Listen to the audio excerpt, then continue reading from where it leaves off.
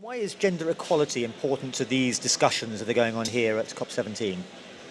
Well, globally, women do 2/3 of all the working hours in the whole world, but they own only 1% of the property and they control only 10% of the income. Women produce in some countries up to 80% of all the food, but own less than 10% of the land globally. In many African countries, 70% of the agricultural workforce is women. They do 90% of the collection of fuel and water for households, and they do 60% of all harvesting, but own almost nothing. All these tasks show you that women are very reliant on natural resources in sustaining the livelihoods of their families, and that they face a disproportionate amount of work that they have to do that is not paid. This makes them much more vulnerable to climate change impacts than the men they live with. The fact that they rely heavily on natural resources and the fact that they face a higher work burden of care and the fact that there are so many inequalities in decision making. Now, because of these differences in climate impacts on them, it is very important that a negotiation like this on a new global climate policy addresses those differences between men and women, differences in rights, in access to resources, and in voice. Which brings us to the issue of climate funding. I mean, how much of climate funding, is enough climate funding getting to women who are there, as you've mentioned, right at the very heart of the issue? Well, the resources that the world needs, that the developing countries need to adapt and mitigate the effects of climate change are enormous. The World Bank has estimated that the developing countries will need about $450 billion every year. As you know, at Copenhagen and in Cancun, there were commitments of about 30 billion in 2012 and of up to 100 billion every year in 2020. Now, in comparison, the traditional development assistance was in 2010 about 129 billion. So you can see that in a few years to come, climate financing will far outstrip the traditional aid that developing countries have been getting.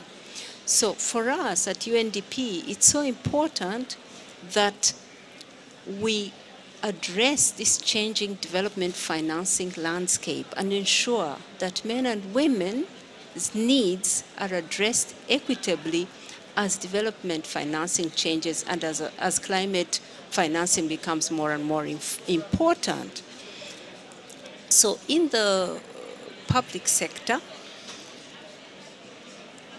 we work to influence the climate funds to ensure that the boards have in their guidelines gender equity principles, and then we work with developing countries as UNDP, try to give them capacity to make proposals that will address women's needs and men's needs equally.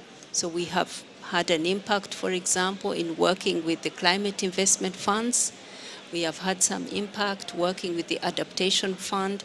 Both these funds now have good guidelines that integrate men and women's needs and which set standards for the developing countries, and we are working with the developing countries to meet those higher standards. I mean, much has been spoken of here at COP17 about the Green Climate Fund. Are you working to exert influence there to ensure that some of that funding goes towards gender issues?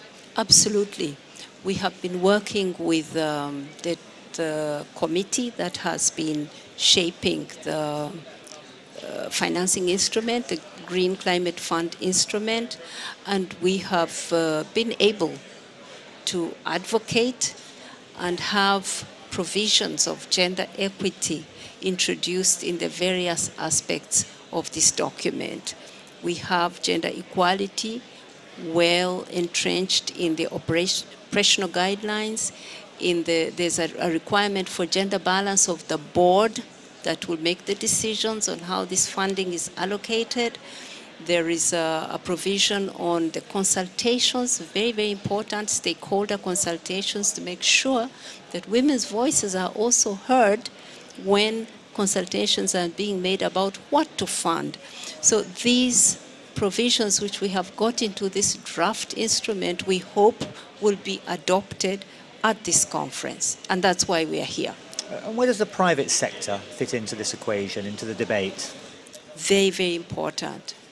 The private sector is now contributing huge resources for climate mitigation in particular. It is estimated that the private sector is contributing about 80% of all the resources, particularly in the energy sector, for clean energy technologies, for renewable energy, and for energy efficiency. And in the developing countries, it is estimated that the private sector is contributing 3 times more than the public sector funds for adaptation. Not really adaptation, mainly mitigation. Perhaps increasingly we're going to see the private sector funding also adaptation.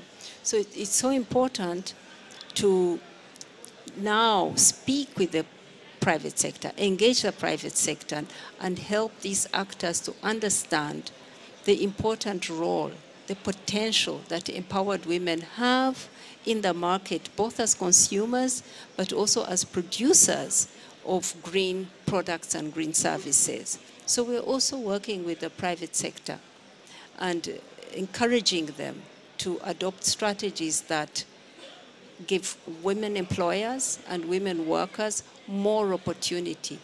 Private finance can actually be leveraged to remove the disadvantages that women have traditionally faced in credit markets and in labor markets.